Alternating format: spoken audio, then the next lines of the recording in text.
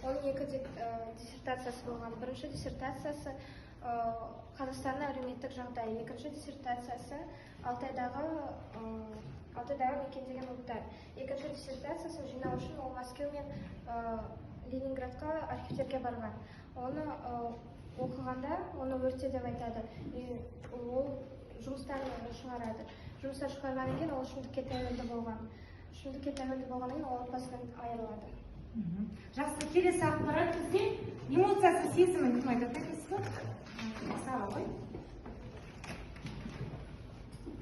Тағам ішкі жан дүниесі әлсіз болғандықтан ішімдікке салынып өмірдің теріс жолда кетіп қалады. Бірақ та еріктен қарағанда адамгершілігі бар адам болған соң үлкенге құрмет, кішіге ізет көрсететін адам. Солай ойлайсыздар ма? Бағалаңыздар. Жазушы болсам, айта ғой.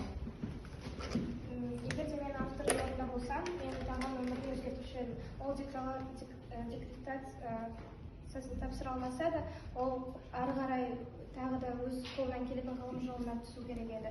И отбасына айырылмау керек еді. Тамаша.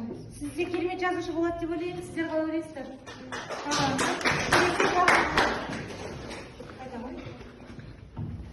Тағамның жағымды жағы ол біріншіден ақылды, екіншіден ешқашан берілмейді.